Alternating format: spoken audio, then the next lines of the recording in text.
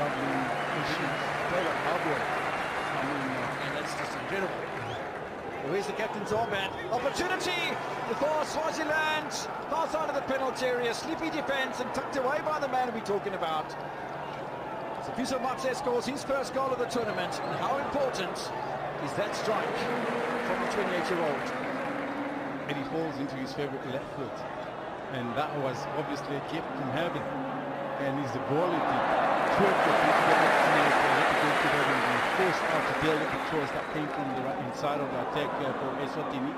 It's a good start, and that's what we want to be. He misses it. That's unfortunately is from an experienced goalkeeper who comes out a long way off his line and doesn't make excellent contact with the ball. In fact, it seems to come from the back of his own defenders to deflect into the part of Mate, who tapped it. That is clever for me. Others will have tried to maybe use their laces, but it's good brilliantly to obviously find the target with the efficiency. I'm not sure about the appeal from Papa Ndiaye, but it's a long, hard, flat one and headed into the back of the net.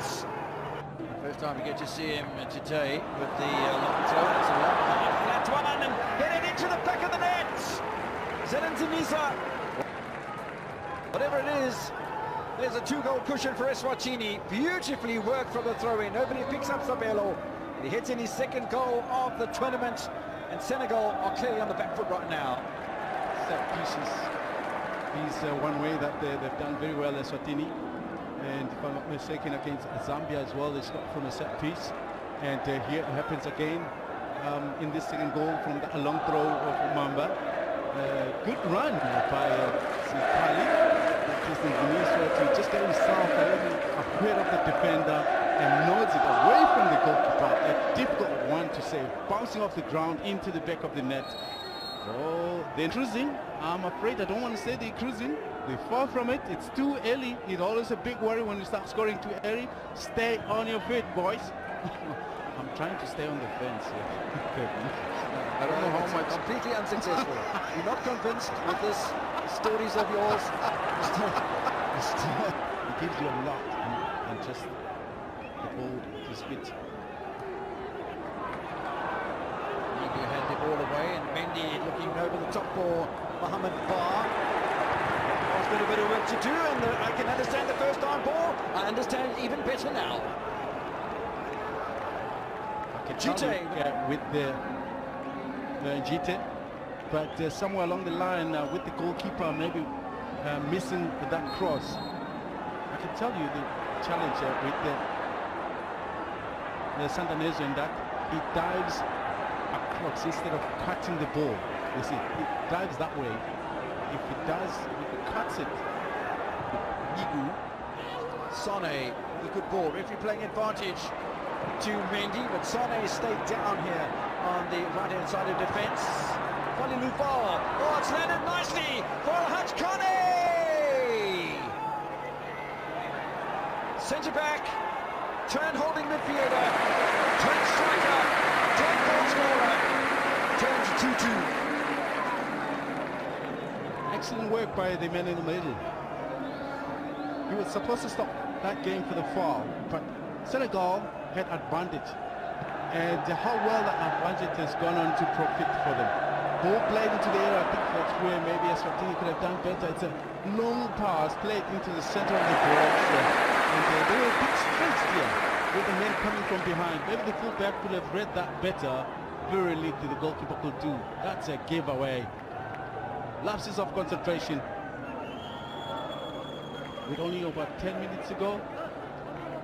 Big concern. This is who Senegal are. This is what we've seen them throughout this tournament. Is how they come up towards the end of the game and profit from a situation where there's lapses of concentration. Now, is this a shootout?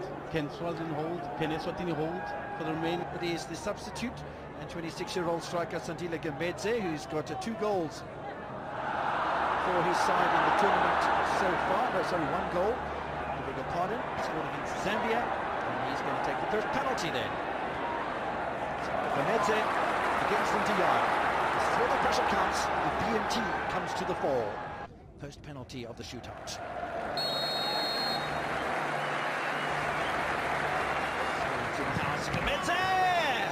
Saved by Papiss Ndiaye. Big fit. Obviously the confidence tends over, and that's why it's always important to have the player that takes it first to make sure that he scores. Opens it up even long before he gets closer, which made it a little bit easy. Zones go down because they're anticipated on that level, and if you're going to go down, make it harder. Kouyaté scored the equalising goal in the 80th minute for his only goal of the campaign. The 24-year-old from Giraffe, also in his 5th appearance for his country at the 20th Cosafa Cup. Senegal with the ascendancy that, because of Gamendi's mess, and Kouyaté can't afford to slip up here.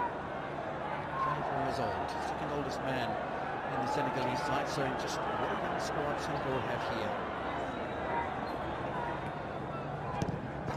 Oh, the keeper dives around the right way, Demi, but it's right under his arm. That does the penalty from Kouyaté, and Senegal have the early advantage. That's a difference. Hit hard, low.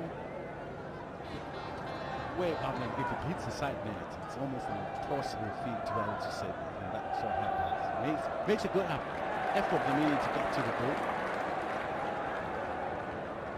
Tanzania next.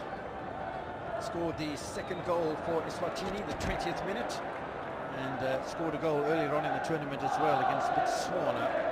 There's an own goal scorer, 29-year-old for the Highlanders. He needs to bury this one.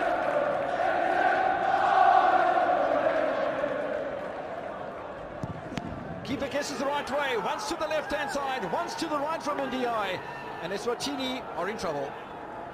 Yeah. Look, there was a bit of power, but I guess the goalkeeper once again he anticipates well. Let me tell you, the goal was hard. It was hit hard. I don't think you can blame him for that. But it's the goalkeeper's ability to guess right. Excellent. Yes, Eswatini in trouble. It's a shame, really, because they deserve potentially after their first half performance better than this, and their performance throughout the course of the tournament. But penalty shootouts so often have been called a lottery. Dlamini facing against Alfred Ndiaye, the 23-year-old. It's a half-placed, based midfielder, played on the right-hand side towards the end of the match. His 5th appearance as well. He's got 1 goal in the tournament so far. Can he make the penalty count? Keeper goes the wrong way. Senegal 2, Eswatini 0, and Senegal really edging their way towards a final, potentially against South Africa, possibly against Mozambique. Going one way at the moment. They'll take something of a miracle sort to go to the 10th result.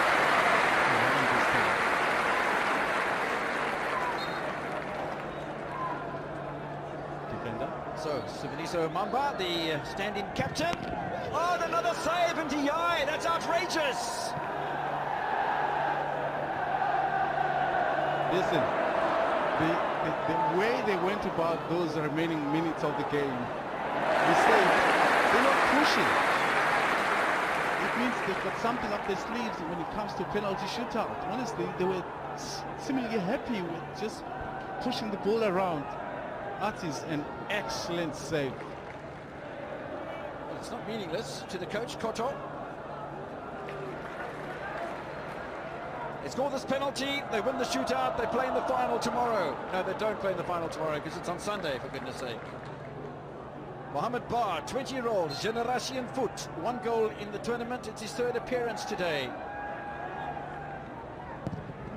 Keeper goes the wrong way. Senegal in the final on Sunday. Will they play South Africa the host, or Mozambique, the eastern neighbours of South Africa? They came back from 2-0 at half-time to score 2 goals in the second half through Chite and Kane. They won the penalty shootout 3-0, and no wonder there was this much excitement amongst the mostly teenage Senegal.